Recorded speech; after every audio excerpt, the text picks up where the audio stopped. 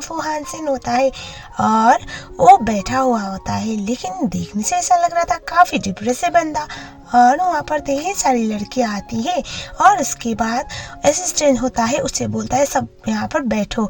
और उसके बाद वो अपने चेस्ट की तरफ दिखाने के लिए बोलता है। सारी लड़कियाँ अपने चेस्ट की तरफ शो करती है, लेकिन उसके बाद फूहान सिंह बोलता है इन सबको भेजो यहाँ से। उसके बाद उसको वहाँ से भेजा जाता है। नीचे तरफ दिखाया जाता है जहाँ पर एक लड़की बोलती है चलकर रायफू फैमिली का सबसे बड़ा बेटा हर महीने 500 लड़की को बुलवाता है, लेकिन कुछ कर नहीं पाता। तुम्हें पता है कुछ आइडिया या फिर इससे कुछ होता नहीं, या ही कैन डू एनीथिंग। ये सुनने के बाद वो लड़की बोलती है मास्टर वो के बारे में ऐसा कुछ नहीं बोलता, तुम्हारा दिमाग खराब हो गया है। वो जिस रीजन की वजह से भी हमें यहाँ पर बुलाए हो उसको बस नहीं मिला तो ठीक है भेज दिए, अब दोबारा कभी बकवास मत करना वरना वो जिंदा जला देंगे, ऐसा वो बोलती है। और उसके बाद हम देखते हैं फूहान सिंह बहुत ज़्यादा डिप्रेस था, वो मेडिसिन पी रहा होता है और वहाँ पर तभी आते हैं उसके डैड। वो बोलते हैं आज भी तुम्हें वो लड़की नहीं मिली ना, बोलते हैं अगर इस न्यू ईयर से पहले तुम्हें वो लड़की नहीं मिली जो हमारी बीमारी का इलाज करने के लिए पैदा हुई है, उस टाइम पे शायद तुम मर जाओगे। तभी फूहान सिंह बोलता है ऐसे भी एक दिन मरना ही है ना डैड, तो जाने देते हैं ना, अगर वो लड़की पैदा ही नहीं हुई हो तो।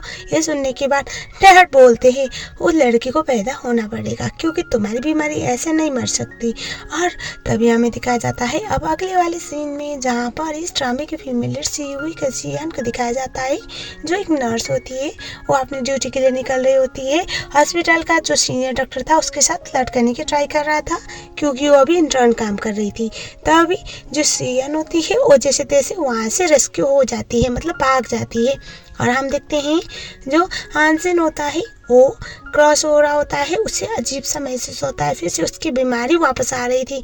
वो बहुत ज़्यादा अजीब महसूस करता है, कॉल करता है असिस्टेंट को और जल्दी से आने के लिए बोलता है। और हम देखते हैं जो सियान होती है वो वहीं से क्रॉस हो रही थी, वो देखती है गाड़ी के अंदर कोई तो बंदा था जो बहुत तड़प रहा है। उससे बोलती है सर आप ठीक है ना, और उसके बाद उसको बोलती है I can help you sir, आप आर यू ओके। और तभी वो बोलता है गेट आउट। वो नहीं सुनती और वो बोलती है सर मैं एक नर्स हूँ, मैं आपकी हेल्प कर सकती हूँ, क्या हुआ आप बहुत ज़्यादा मुसीबत में दिख रहे हैं, ऐसा हो बोलती है।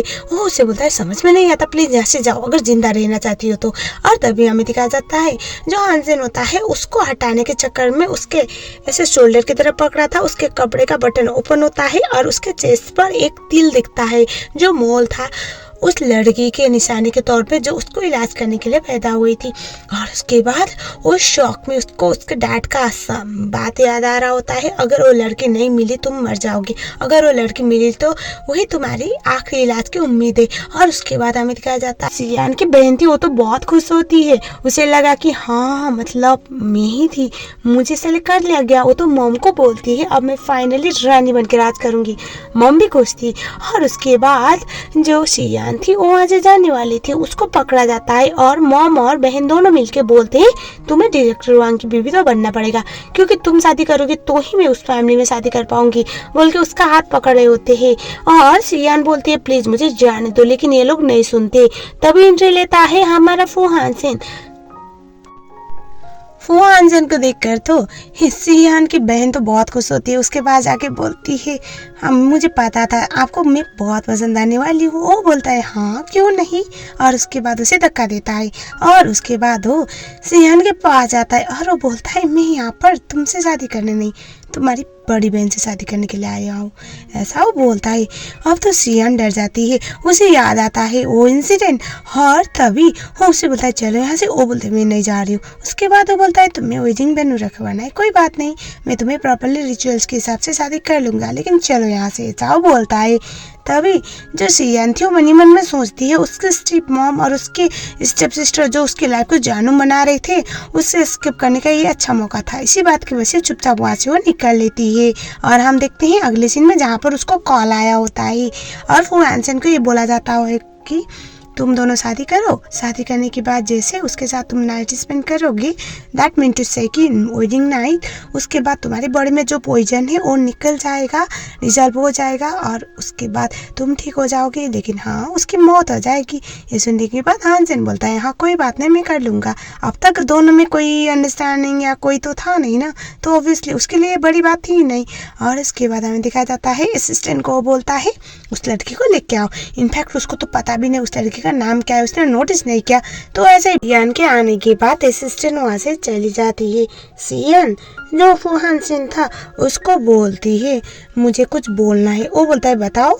वो बोलते हैं मुझे डायरेक्टर 1 को स्किप करना था, अपनी मॉम और अपनी बहन से परेशान थी, इसलिए मैंने आपके पास आने के लिए कुछ मना नहीं किया, लेकिन मैं इसे शादी नहीं कर सकती। I am sorry sir.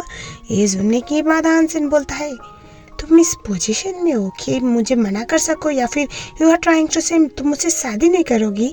ये सुनने के बाद हानसेन को सियान बोलती है शादी करने के लिए दोनों में प्यार होना जरूरी है और हम दोनों एक दूसरे को जानते भी नहीं, तो प्यार का तो सवाल ही पैदा नहीं होता। तो in that case how can I marry you. ये सुनने के बाद हानसेन बोलता है एक पेपर पकड़ो। उसके बाद वो पेपर को खोलने के लिए बोलता है, वहाँ पर लिखा हुआ था मैरिज कॉन्ट्रैक्ट। वो बोलता है मैं तुम्हारे साथ शादी करना चाहता हूँ 7 दिन। अगर 7 दिन तक तुम मेरी बीवी बन के रह पाए, उस टाइम पे 8वें दिन में तुम्हें डिवोर्स दे दूंगा और इन कम्पेंसेशन 100 मिलियन तुम्हें मिल भी जाएगा और तुम्हारी लाइफ सेटल भी हो जाएगी। ये सुनने के बाद जो सियान थी वो बोलती है पर मैं ही क्यों। ये सुनने के बाद वो बोलता है मुझे कोई सवाल जवाब पसंद नहीं है, मैं कुछ बोल रहा हूँ, तुम्हारी भलाई के लिए ऑफर भी दे रहा हूँ। मेरे पास बहुत सारे ऑप्शन थे, तुम्हारे साथ फोर्सफुली मैरिज करके भी रखना, लेकिन मैंने सोचा एक बार कंसिडर करता हूँ, तो जस्ट साइन इट। बोलते पर वो उसे सुबह की तरह पुश करता है और वो बोलता है तुम्हें समझ में नहीं आता तुम्हें क्या करना है, मैंने बोल दिया ना, जस्ट साइन इट। मेरे साथ शादी करने के लिए, मेरी बीवी बनने के लिए, मेरे बेर तक आने के लिए लड़कियों की लाइन लगती है। तुम्हें तो ऐसे खुला खुला ऑफर मिल रहा है और तुम इस बात के भी क्यों काहे कब बोल रहे हो, या फिर तुम्हें अटेंशन मारने का बहुत शौक है। वो बोलते ऐसी बात नहीं है। वो मन ही मन में सोचती है 7 दिन की तो बात है ना, और ऐसे भी घर जाऊंगी तो ऑलरेडी मेरी बहन और मेरी मम्मी मेरी लाइफ जानू बनाई देंगे और डायरेक्टर वांग अलग से मुझे परेशान करेगा। और उसके बाद जो हमारा हानसेन होता है वो यान है वो सोचने लग जाती है कि उसे क्या करना चाहिए। उसके बाद सियान जो होती है वो कॉन्ट्रैक्ट पेपर साइन करती है and yes they are married now. और उसके बाद हम देखते हैं अगले वाले सीन में जहाँ पर उसको कॉल आता है ये बोलते हुए कि तुम्हारा इंटर्नशिप टाइम खत्म हो गया है, अब सर्टिफिकेट लेने के लिए आना पड़ेगा और तुम्हारा लाइसेंस भी मिल जाएगा तुम्हें। ये सुनने के बाद वो बोलते हैं ठीक है मैं आ रही हूँ। अपने कॉलेज में जाती है जहाँ पर सबको सर्टिफिकेट मिलता है और उसके बाद जो सियान है उसने भी, क्योंकि उसने अपने इंटर्नशिप टाइम में बहुत अच्छे से काम किया था, दैट्स वाई उसे भी सर्टिफिकेट मिल जाता है। और तभी उसकी बहन वहीं पर होती है। वो मन ही मन में सोच रही होती है तेरी लाइफ को तो जानू मैं बनाऊंगी। उसके बाद वहाँ पर एक वीडियो प्ले होता है और फोटोज आने लगते हैं जहाँ पर डायरेक्टर वांग पैसे दे रहे थे। डायरेक्टर वांग उसके साथ रोमांस करने की ट्राई कर रहे थे, काहे का रोमांस, उसके साथ जबरदस्ती करने की ट्राई कर रहे थे। और ये सब कुछ देखे तो सब लोग सोचते हैं कि हॉस्पिटल के डायरेक्टर इसके साथ कर क्या रहा है। और तभी ये सवाल सियान को भी पूछा जाता है। सियान बोलती है सब कुछ झूठ है। और तभी उसकी बहन बोलते हैं झूठ है मतलब तुम क्या बोल रही हो, ये भी झूठ है क्या, वो हमारे घर आए हुए थे तुम्हारा रिश्ता लेकर, वो भी अपने लिए। सब लोग बोलते कि ये 60 साल के बुड्ढे के साथ रोमांस कर रही है, कैसी लड़की है। और इंटर्नशिप में भी इसको इतना अच्छा मार्क मिला और हॉस्पिटल में भी कुछ ज्यादा प्रायोरिटी मिलती थी, मतलब ये था रीजन। और तभी बेचारी सियान बोले होते नहीं नहीं मैंने कुछ नहीं किया, ट्रस्ट मी। तभी सब लोग बोलने लगते हैं इसने तो गेम खेला हुआ है। तभी वहाँ पर उसकी बहन को वो बोल रही होती है प्लीज बकवास मत करो। बोलती है मैं बकवास नहीं कर रही हूँ, घर पे आया था डायरेक्टर और उसने बोला था उसके साथ शादी करना चाहता है और ये देखो इतने सारे पैसे और गिफ्ट भी ऑफर किया था। और पक्का कुछ हुआ होगा ना, अगर आग में घी ना डाला गया होगा तो अकेले थोड़ी होता है, एक तरफ से कभी भी ताली नहीं बजती, दोनों हाथ से ताली बजती है। और इसने भी हवा दी हुई है, इसका डायरेक्टर के साथ अफेयर था, तब जाके इसको अच्छा एक मार्क्स वाला सर्टिफिकेट मिला, वरना ये कभी रिजर्व भी ना करती थी। ऐसा बोल के सबके सामने अपनी बहन की तो पोपट बना देती है। बेचारी सियान तो बहुत रोने लगती है। वो बोल रहे होते नहीं नहीं मैंने कुछ नहीं किया, ट्रस्ट मी। और तभी हमें दिखाया जाता है अब यहाँ पर जो सर उसको सर्टिफिकेट दे रहे थे, प्रिंसिपल सर, वो बोलते हैं अगर तुमने इस तरह से गंदी हरकत करके सर्टिफिकेट पाया हुआ है और तुमको सबसे अच्छे मार्क्स भी मिले थे तो सॉरी, हम इसको एक्सेप्ट नहीं कर सकते, इधर लाओ बोल के वो छीनते और बेचारी सियान के सामने उसका सर्टिफिकेट को फेंक देते हैं फाड़ कर। बेचारी सियान बहुत रोने लगती है, उससे समझ में नहीं आ रहा था, बेचारी बचपन से लेकर आज तक उसको हर बार हर कोई बुली ही करता था, तो वही हुआ आज तक। वो बस ये बोलती मैंने कुछ नहीं किया, और प्रिंसिपल बोल रहे थे तुम्हें इस हॉस्पिटल से डिस्ट्रिक्ट भी किया जाएगा। और तभी जो उसकी बहन थी वो बोलती हाँ ये डिजर्व करती है। वो बोलते मैंने ऐसा कुछ नहीं किया था। वो बोलते अगर कुछ नहीं किया था तो कुछ फोटोज में वो कौन था आदमी जो तुम्हारे साथ रोमांस करने की ट्राई कर रहा था। तभी एंट्री लेता है वो हानसेन, वो बोलता है वो मैं था। सब लोग उसकी तरफ देखते हैं, इस हॉस्पिटल का डिप्टी चीफ। सब लोग शॉक में, सबका मुंह खुला का खुला ही रह जाता है। और तभी प्रिंसिपल भी शॉक में थे कि मतलब डेप्यूटी चीफ अचानक से यहाँ पर, वो भी इतने टाइम के बाद। और तभी हमें दिखाया जाता है जो सियान होती है वो मन में सोचती है ये यहाँ पर मेरा मजाक बनवाने आया होगा पक्का। और तभी जो हमारा फुहान जिन था वो बोलता है किसी को दिक्कत है, वो मैं था। और तभी जो सिस्टर होती है वो बोलती है तुम यहाँ पर मेरे लिए आए हो ना, मुझे पता है तुम मुझसे इतना ज़्यादा इम्प्रेस हो चुकी हो और हम दोनों बहुत जल्द शादी भी करने वाले गाइज। सब लोग उसे कंग्रेचुलेट करने लगते हैं। तभी हानसेन बोलता है मुझे लगता है मेरी साली साहिबा को कुछ ज़्यादा वहम में रहने का शौक है। और तभी जो हानसेन होता है वो हमारी सियान की गाल को टच करता है और बोलता है इट्स ओके, सब कुछ हैंडल हो जाएगा। उसके बाद उसे गोदी में उठाता है और वो बोलता है तुम लोग की इतनी हिम्मत होनी नहीं चाहिए, पता है जिस लड़की को तुम लोग अभी बुली करे वो कौन है? सब लोग बोलते हैं कौन? तभी बोलता है ये मेरी बीवी है और मेरी बीवी को परेशान करना बंद करो वरना मैं तुम सबका करियर बर्बाद कर दूंगा। जो करियर तुम लोगों का अभी शुरू हुआ है वो सब कुछ तबाह हो जाएगा, ऐसा बोलता है। उसके बाद वो हमारी बंदी को लेके वहां से निकल लेता है। और उस टाइम पे सियान की बहन का जो जल बुनकर जो मुंह बन गया था वो तो देखने लायक था। घर पे जाने के बाद दिखाया जाता है एक नमूना आता है। नमूना में इसलिए बोले क्योंकि ये इस ड्रामे का पोपट लाल है। और हमें दिखाया जाता है पोपट लाल यानी कि वो हानसेन का स्टेप ब्रदर वहाँ पर आता है, इतने सारे गिफ्ट लेके आया था। हानसेन बोलता है तुम यहाँ पर क्या कर रहे हो? तभी बोलता है अरे भाई मैं क्यों नहीं आ सकता, आप भूल गए आपकी शादी हुई है और मेरा फर्ज बनता है छोटे भाई होने के हक से आपको गिफ्ट देने का। भाभी आपके लिए मैंने यहाँ पर ड्रेस मंगवाया हुआ है। एक्चुअली आप दोनों ने कोई रिचुअल के हिसाब से शादी तो नहीं की ना, तो अगर वेडिंग वेन्यू बन जाएगा उस टाइम पे आपके लिए ड्रेस मैंने मेजरिंग प्रॉपर करवा दिया, don't worry I know your size. और हानसेन को बड़ा गुस्सा आ रहा होता है। और तभी जो उसका पोपट लाल भाई बोलता है अब मुझे पता नहीं ना न्यू ईयर ईव तक मेरा भाई बचेगा या नहीं, और उसको न्यू ईयर से पहले अपने बॉडी से टॉक्सिन निकालनी है। टॉक्सिन निकालने के लिए आपसे शादी करनी थी। ओ फाइनली मेरे भाई को मिल गई वो लड़की जो उसका इलाज कर सकती है। तो proud of you brother, finally you got that girl. लेकिन टेंशन मत लो, अगर तुम कुछ कर नहीं पाए तो भी कंपनी को मैं संभाल लूंगा। तभी हानसेन उसे बोलता है चुप कर, वो नहीं होता। और बेचारी सियान तो घबरा जाती है। और तभी हानसेन जो था वो बोलता है ओ मेरा भाई लेके आए गिफ्ट, तो मुझे भी थोड़ा सा अच्छा पे बैक तो करना पड़ेगा ना। वो बोलता है हाँ भाई क्यों नहीं। वो बोलता है टेंशन मत लो, मैं कंपनी को संभाल लूंगा तुम्हारे जाने के बाद। उसके बाद वो कपड़े को उसके मुंह पे रखता है और उसके बाद कुत्तों की तरफ पीटने लगता है। और उसके बाद वो उसे बोलता है कैसा लगा पे बैक, अच्छा था ना, अगली बार मेरे घर में आना मत और अपनी भाभी से बात करने तो तमीज से बात करो, ऐसा वो बोलता है। वो बोलता है तू मरेगा ना उसके टाइम पे ये पूरी कंपनी मेरे नाम पे होने वाली है, तो इतना नौटंकी करके भी कुछ उखाड़ नहीं पाएगा। तभी वो बोलता है तुझे और डोज चाहिए क्या? उस सियान को याद आता है हानसेन ने बोला था 7 डेज तक मेरी बीवी बन के रहो, उसके बाद तुम्हें डिवोर्स दे दूंगा, 100 मिलियन दे दूंगा। वो सोचती है ये करना क्या चाहता है। वो उसे पूछती है आपने 7 दिन तक मुझे बीवी बनने के लिए इससे बोला था क्योंकि 8वें दिन आपकी डेथ होने वाली है। वो बोला चुप। उसके बाद वो बोलती है पर आपका भाई कुछ बोल रहा था। वो उससे बोलता है चुप रहो, तुम्हें मुझ पर भरोसा होना चाहिए because I am your husband. वो चुप हो जाती है। उसके बाद वो मन ही मन में सोच रहा होता है ये मैं क्या करने जा रहा हूँ, इसकी क्या गलती है और मुझे अपने आप को बचाने के लिए इसको मारना पड़ रहा है और वो भी एक धोखे से, क्या मैं कर पाऊंगा? और तभी जो सियान होती है वो बोलते हैं अरे ओके। और तभी वो बोलता है 7 दिन के बाद मैं तुम्हें डिवोर्स दे दूंगा, तुम अपनी लाइफ में आगे बढ़ पाओगी, डोंट वरी, सब कुछ सही हो जाएगा और मैं तुम्हें बाकी कभी भी लाइफ में दोबारा बोदर नहीं करूँगा, ऐसा वो बोलता है। और तभी शियान उसे बोलती है पर आप ठीक हो ना, और उसे बोलता है जाओ तुम यहाँ से। उसके बाद वो वहाँ से जाने वाली होती है और तभी हमें दिखाया जाता है जो हानजन होता है उसको फिर से मिली है जो तुम्हें सही कर सकती है, तुम्हारा इलाज कर सकती है, लेकिन उसको प्लीज़ बताना मत। हाँ, लेकिन उसको इतना ज़्यादा प्यार दिखाओ, इतना ज़्यादा अपनापन दिखाओ कि वो तुम्हारे लिए अपने आप को कुर्बान करने के लिए तैयार हो जाए, वही तुम्हारी आखिरी इलाज है। वरना 100 साल में एक बार ऐसी लड़की मिलती है जो उस नक्षत्र में पैदा हुई होती है, ऐसा वो बोले होते हैं।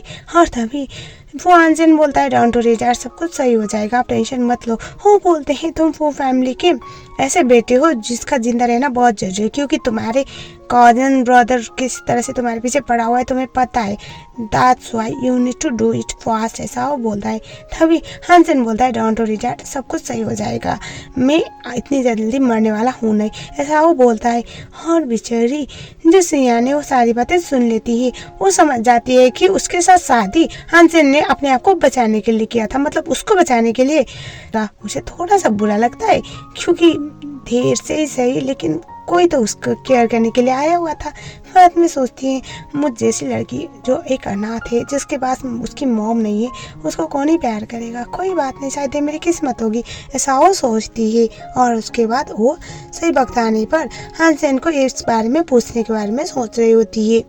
उसके बाद देखा जाता है वहाँ पर वो एक शॉल बना रही होती है और तभी वहाँ पर उसके हाथ पे चोट आता है, लेकिन वो फिर भी प्यार से वो शॉल बनाने लगती है। हानसेन वहाँ पर आ पहुँचता है। हानसेन के आने के बाद वो बहुत ज़्यादा घबराई हुई होती है। वो बोलता है अरे ओके, वो बोलती है हाँ एक्चुअली तुमने मेरी मदद की ग्रेजुएशन सेरेमनी में और सबके सामने ये बोल के कि मैं तुम्हारी बीबी हूँ, बहुत बड़ी हेल्प की, तो थैंक यू बोलने के लिए मैंने ये बनाया था, ये शॉल तुम्हारे लिए, ऐसा बोलती है। वो बोलता है नहीं इसकी कोई ज़रूरत नहीं थी, मुझे ऐसा लगा कि तुम एम्बैरेस फील कर रहे हो वहाँ पर, इसीलिए मैंने सबका मुंह बंद करने के लिए वो सब कुछ किया, ऐसा वो बोलता है। और तभी जो शियान होती है वो बोलती है प्लीज़ ये रख लो। और तभी वो देखता है उसके हाथ पे चोट आई थी, वो समझ जाता है कि इसको बनाते टाइम उसको चोट आई है। उसके बाद वो शॉल को पकड़ता है, देखता है वहाँ पर कुछ लिखा हुआ था, ऐसा लिखा हुआ था कि लॉन्ग लिव, मतलब बहुत तुम्हारी उम्र बहुत लंबी हो। वो देखता है, स्माइल करता है और वो बोलता है भगवान तुम्हें बहुत लंबी उम्र दे। हानसेन ऐसा वो बोलती है। उसे ये चीज़ बहुत अफेक्ट कर रहा था, उसे बुरा लगता है, मन ही मन में सोचता है कि तुम्हें यूज़ करके मैं बचने की ट्राई कर रहा हूँ और तुम मेरी लंबी उम्र की प्रे कर रही हो। और तभी हमें दिखाया जाता है वो कुछ पूछती, उससे पहले वहाँ पर असिस्टेंट आता है। उसके बाद असिस्टेंट उसे फोटो दिखाता है और बोलता है बॉस आपने बोला था आपको वेन्यू चूज करना है इनके साथ मैरिज की बात, तो ये रही फोटो। वो पकड़ता है और उसके बाद हमें दिखाया जाता है, वो दिखाता है सियान को कि इनमें से कौन सा वेन्यू अच्छा है, क्योंकि इन दोनों ने ये बोला था कि वो मैरिज वेन्यू में शादी करेंगे प्रॉपरली, मैरिज सर्टिफिकेट साइन करने के अलावा भी। वो एक बहुत प्यारा सा वेन्यू चूज करती है और बोलते हैं क्या हम यहाँ पर शादी कर सकते हैं, वो बोलता है ओके। और उसके बाद हम देखते हैं वो उससे बोलती है तुम्हें कुछ नहीं होगा डोंट वरी। वो समझ नहीं पाता है क्या कहना चाहती है।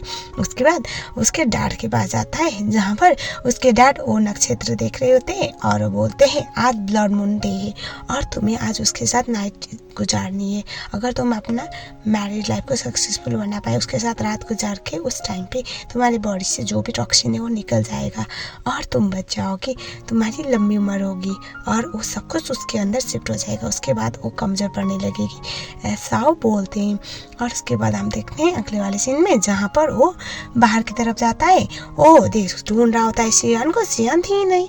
और वहाँ पर मेट को पूछता है कहाँ पर है सियान, वो बोलते हैं वो दूसरे स्टोर रूम वाले एरिया पे गई हुई है शायद। और उस टाइम पे हमें दिखाया जाता है वो निकलता है लेकिन थी नहीं, फार्म हाउस वाले एरिया पे गई हुई होती है। और तभी हमें दिखाया जाता है वो उस सेक्शन में जाता है जहाँ पर सियान होती है। सियान वहाँ पर ढेर सारे बोर्ड बना के रखे हुए थे जहाँ पर छोटे छोटे पेपर्स में उसने कुछ लिखा हुआ था। वो सोचता है ये कर क्या रही है। उस टाइम पे वो उससे बोलती है फाइनल तुम आ गई। और उसके बाद वो बोलती है डोंट वरी तुम्हें कुछ नहीं होगा। और उसके बाद वहाँ पर वो सारे पेपर्स को देखने लगता है, सब में लिखा था कि तुम्हारी उम्र 100 साल होगी। और ये देख के वो शौक में उसको अपने डैड की बात याद आ रही थी कि तुम्हें उसके साथ रात किसी भी कीमत पे रात गुजारनी है। अगर रात गुजार पाए तो तुम बचोगे, वरना नहीं। और वो अब बहुत ज़्यादा पैनिक होने लगता है, टेंशन में आ जाता है। और जो हमारी श्रेयान थी वो बोलती है, जब तक मैं हूँ मेरा काम है तुम्हें प्रोटेक्ट करने। अगर मेरी वजह से तुम्हारी जान बचेगी तो मुझे कोई अफसोस नहीं होगा। और आज हमारी वेडिंग नाइट है और वहाँ पर ब्लड मून दिखने लगता है। नहीं ना, तुमने क्या किया है, आज अच्छा मौका था। तभी वो बोलता है, डैड इसके अलावा कोई और ऑप्शन भी तो हो सकता है ना। उसकी मासूमियत मुझे अंदर अंदर खाए जा रहे हैं। मैं किसी ऐसी मासूम लड़की को कैसे इस्तेमाल कर सकता हूँ अपने आप को जिंदा रखने के लिए। डैड बोलते, आई नो तुम बुरे नहीं हो, तुम हमेशा से अच्छे हो, तुम दूसरे के बारे में सोचते हो बेटा, लेकिन ये सब कुछ करके तुम अपने आप को नहीं बचा पाओगे ना। वही ऐसी लड़की है जो तुम्हारी बीमारी को ठीक कर सकती है। सुनने के बाद हानसेन बोलता है, डैड कोई ऐसा रास्ता नहीं जिससे हम दोनों साथ रह सके, जिससे हम दोनों जिंदा रह सके। ऑप्शन तो हो सकता है ना, जरूरी नहीं मैं उसके साथ नाइट स्पेंड करूँगा तो ही वो नहीं ठीक हो पाएगी, मैं ठीक हो पाऊंगा, और ये तो गलत है, मैं ऐसा नहीं कर सकता। ऐसा वो बोलते हैं। डैड तो परेशान होने लगते हैं। बेचारी श्रेयान, वो सोच रही होती है मैंने ऐसे कौन सी गलती कर दी। वो सोच रही होती है मतलब कितना एम्बैरेसिंग था ना, उसका हस्बैंड बीच काम में वो निकल के गया था, उसे लगा बहुत ज़्यादा एम्बैरेसिंग चीज़ हुई है। वो थोड़ा सा फ्रस्ट्रेटेड भी थी। वो सोच रही होती है कि सॉरी बोलने के लिए भी नहीं आया, और तभी वहाँ पर हानसेन आया हुआ था। वो बोलती है, आप क्या करने आए हो। वो बोलता है, ये लो डिवोर्स पेपर। ये सुनने के बाद वो बोलते हैं, हाँ ठीक है साइन कर रही हूँ। तभी वो बोलता है, साइन करने के लिए नहीं, रखने के लिए। मैंने बोला था 7 दिन तक मेरी बीवी बनो, 8वें दिन में 100 मिलियन दे दूंगा, लेकिन मेरा प्लान चेंज हो गया। वो बोलती है, कल जो हुआ था उसके बाद तुम क्या प्लान चेंज करने के बारे में सोच रहे हो। आई नो शायद मैं तुम्हारे लिए इनफ नहीं थी ना, इसीलिए तुम बीच में उठ के गए थे। इतना बुरा है इसको, अब आप समझ गए होंगे। और तभी वो बोलता है, नहीं ऐसी बात नहीं। और उस टाइम पे वो बोलती है, लाओ डिवोर्स पेपर में साइन करो, और अभी कभी इस घर को छोड़ के जा रही हूँ। जिस काम के लिए मैं इस घर में आई थी, अगर वही नहीं होने वाला तो मैं क्या करूँगी यार कर। वो उस डिवोर्स पेपर को फाड़ देता है। वो बोलती है, दिमाग खराब हो गया तुम्हारा, क्यों फाड़ा तुमने। वो बोलता है, मेरे परमिशन के बगैर घर से जाने के बारे में सोचना भी मत, जब तक मैं ना बोलूं। ऐसा बोलता है, चला जाता है। और श्रेयान सोचने लगती है, भगवान किस साइको से मेरे साथ। अब हमें दिखाया जाता है एक और कैरेक्टर जिसका नाम लीन होता है। लीन 5 साल के बाद चाइना वापस आई थी और वो बहुत खुश थी। वो सोच रही होती है, अगर वो हानसेन को पता चलेगा मैं वापस आ गई हूँ तो बहुत खुश होगा। वो सीधा अपने घर जाने की जगह पे वो हानसेन के घर पे जाती है। वहाँ पर वो सबको सरप्राइज देती है। उससे पहले तो उसी को सरप्राइज लगता है जब वहाँ पर मेज को ये कहते हुए सुन लेती है कि जो श्रेयान है वो घर से बाहर नहीं जा सकती क्योंकि मास्टर ने मना किया है। He told it for you. वो बोलते है, ये कौन है। तभी वो बोलते है, ये मास्टर की वाइफ है। वाइफ मतलब अब उसकी स्वतंत्र बन गई। वो बोलती है, क्या उसने शादी कर ली। वो बोलते हैं हाँ, और मास्टर इसके लिए बहुत उलझ रहते हैं और ये यहाँ पर पिछले 1 मंथ से रह रही है। वो तो शौक में। और उसके बाद उसे बहुत ज़्यादा गुस्सा आ रहा होता है।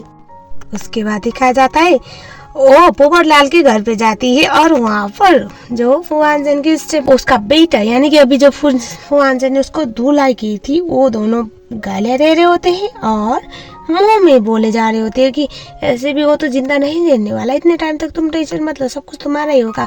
वो बोलता है, नहीं मॉम, वो लड़की मिल चुकी है जो लड़की को लोग ढूंढ रहे थे। हो सकता है अगर वो लड़की के साथ उसने नाइट स्पेंड कर ली तो उस टाइम पे वो बच जाए। ये सुनने के बाद मॉम बोलती है, अगर ऐसी बात है तो हमें रोकना पड़ेगा उन दोनों को साथ होने से। तभी वहाँ पर आती है लीन, और लीन को देखने के बाद वो लोग शौक में, वो लोग कहते हैं ये वापस आ गई। और तभी लीन बोलती है, मैं तो सीधा हानसेन के घर पे गई थी, लेकिन वहाँ पर तो उसकी बीवी है, वो कौन है। तभी आंटी और बेटा दोनों ही वहाँ पर झूठ बोल देते हैं कि वो तो बस कुछ दिनों के लिए रहने के लिए आई है, जब तक उसकी बीमारी ठीक ना हो, उसके बाद तो वो तुमसे ही शादी करेगा। उसको हवा में उड़ाने लगते हैं, मतलब हाँ सर पे चढ़ाने लगते हैं। और लीन को एक और बार ऐसा लगता है कि हाँ शायद ये बस उसका टाइम पास होगी और बाद में तो उससे शादी कर ही लेगा। और उसके बाद वो लोग बोलते हैं कल पार्टी होने वाले, न्यू ईयर पार्टी, और हमें वहाँ पर कुछ धमाका करना पड़ेगा। अगले दिन जहाँ पर जो हमारी श्रेयान होती है वो मेरे को पूछती है वो कौन थी जो आज आई थी। ये सुनने के बाद वो बोलते कि वो उसकी होने वाली बीबी थी, उसके साथ उसका रिश्ता पक्का हुआ था, लेकिन मास्टर कभी उसके लिए सीरियस थे नहीं। ये सुनने के बाद उसे बहुत बुरा लगता है। वो सोचती है मतलब इस बात की वजह से उसने मुझे छोड़ा था, उसने मुझे टच भी करने के बारे में नहीं सोचा क्योंकि वो अपने पुराने प्यार का प्यार को वेट कर रहा था।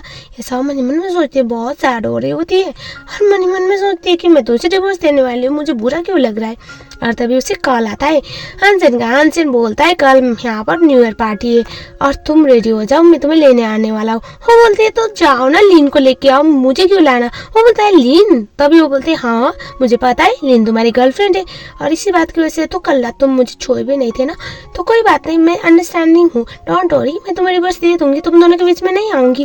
वो हंसने लगता है। के पास जो लीन थी वो आके बोलते चलो साथ में मॉम के घर जाते हैं और उस टाइम पे वो वहाँ पर चली जाती है। उसे लगा था वहाँ पर उसे कुछ गिफ्ट्स देने होंगे, इसीलिए वो लेके गई थी। वहाँ पर जाने के बाद स्टेप मॉम और उनके सो कल्चरल वाले आंटियाँ, मतलब उनके दोस्त, वो लोग बहुत खुश थे। लीन वापस आ गई फाइनली। अब उनके बेटी की शादी होने वाली है, मतलब हमारा हंसन शादी कर लेगा। लेकिन वो बोलती है मैं नहीं, बल्कि उसने तो शादी कर ली किसी और से। सब लोग बोलते हैं किससे। तभी वो दिखाती है हमारी बंदी को, सियान को। सियान को बोलती है ये हंसन की बीवी। आंटी आपको पता नहीं था। वो तो शौक में आती है। वो बोलती है मेरे बेटे से शादी करेगी। तो बाद में पता चला ये आंटी जी तो खुद ही स्टेप मॉम है। और सब लोग बोलते हैं कि कहाँ तुम लोग की फैमिली का स्टैंडर्ड है, ये लड़की एक मामूली सी लड़की के साथ हंसन शादी थोड़ी करेगा, पक्का वो टाइम पास कर रहा होगा। और तभी वो कुछ नहीं बोलती क्योंकि एज एन अच्छी बहू उसे चुप रहना था। और तभी मॉम बोलती है अगर इस फैमिली में तुम्हें रहना है, तुम सच्ची में मेरे घर की बहू है, तो तुम्हें कुछ एग्जाम्स देने पड़ेंगे। उसे लगा कोई मामूली एग्जाम होगा। सबसे पहले तो वहाँ पर जो पोपटलाल था वो भी वहीं पर था। वो बोलता है यहाँ पर कुछ ड्रिंक्स है जो तुम्हें पीना पड़ेगा। उस टाइम पे वो उसे कॉप को पकड़ने के लिए देता है और उसके बाद उसके हाथ पे गरम गरम पानी गिरा देता है। जब वो पानी जमीन में गिरता है तो उस टाइम पे वो दोबारा उसे उठाने के लिए बोलता है। ये बोलते हैं कि भाभी आपसे तो पकड़ा भी नहीं जा रहा। और उसके बाद फिर से दोबारा वो पानी उसके हाथ पे लगा देता है। उस टाइम पे उसे इतना बुरा लगा। और उस टाइम पे हमें दिखाया जाता है आंटियाँ फिर से बोलने लगती है कि तुम्हें एक और काम करना पड़ेगा। और उस टाइम पे वहाँ पर कांच रखा जाता है और वहाँ पर बो डाउन करने के लिए बोला जाता है, नील डाउन करने के लिए। बेचारी वो मान जाती है। और हमें दिखाया जाता है बाद में जो पोपटलाल था वो उसका सर पकड़ता है और बोलता है भाभी सबको गिरता करो, बोल के उसका सर को ऐसे नीचे झुका रहा था सबके सामने। उसे इतना बुरा लगा। और हमें दिखाया जाता है हंसन आ रहा था अपने घर की तरफ। वो बोलता है क्या सियान भी गई है। उससे पता चला तो वो उसका असिस्टेंट बोलता है हाँ बॉस मैडम भी गई हुई है आपके घर पर। वो बोलता है कोई बात नहीं, वहीं पर सबसे मिला लूंगा। और वहाँ पर अंदर जाता है, तब तक तो कोई भी नहीं था। वो बोलता है मेरी वाइफ कहाँ पर है। लेकिन लीन तो वहाँ पर आकर चिपकने की ट्राई कर रही थी कि मैं फाइनली वापस आ गई हूँ। और तभी वो बोलता है कहाँ है सियान। वो नहीं सुनते। बाद में दिखाया जाता है सियान जो होती है उसके मुंह पे पट्टी लगा के वहां पर ऐसे छोड़ा गया था। और तभी हमें दिखाया जाता है उसे अजीब लग रहा था। और तभी वो उसे बोलता है मेरी वाइफ कहाँ पर है। कोई नहीं बोलता। इनफैक्ट मॉम भी चुप होती है। और तभी वहाँ पर जो सियान है जैसे तैसे टेबल को लात मारती है, बोतल जमीन में गिरता है। जैसे वो देखने जाता है वहाँ पर तो सियान जमीन में लेटी हुई थी और मतलब उसको लेटाया गया था। वो तो शॉक में आता है। उसे लगा नहीं था उसकी नई नवेली वाइफ के साथ इस तरह से बर्ताव किया गया है। वहाँ पर वो उससे पहले सही करता है। उतना बुरा लगता है। एक लड़की ओके वो उसे प्यार नहीं करता, लेकिन फिर भी एक लड़की के साथ ये सब कुछ हो रहा था। और उस टाइम पे वो बोलता है किसने किया ये। कोई नहीं बोलता। उसके बाद सीधा अपनी मॉम को बोलता है मॉम इज दैट यू। वो बोलते है तो मैंने क्या गलत किया, इस फैमिली की बहू है ना, तो मुझे टेस्ट करना था इस फैमिली के कल्चर और ट्रेडिशन को फॉलो करवाएगी या नहीं, इसलिए मैंने किया, मैं गिल्टी नहीं हूँ। वो बोलता है अच्छा कोई बात नहीं। और उस टाइम पे वो हमने लोगों बोलता है पकड़ो मॉम ने मेरी वाइफ को एक अच्छा टेस्ट लिया और वो पास नहीं हो पाए। कोई बात नहीं, मैं भी मॉम का एक टेस्ट लेने वाला हूँ, मेरी स्टेप मॉम से मॉम बनने का। उनको बहुत शौक है ना मेरी मॉम बनने का। उसके बाद उसके हाथ को देखता है और वो पूरा हाथ जल गया था। वो समझ जाता है पानी डाल के जला गया है। उसके बाद उसके लोग उसके स्टेप मॉम के बालों पे गर्म पानी डाल देते हैं। क्या ही बोले, मतलब स्पेसलेस।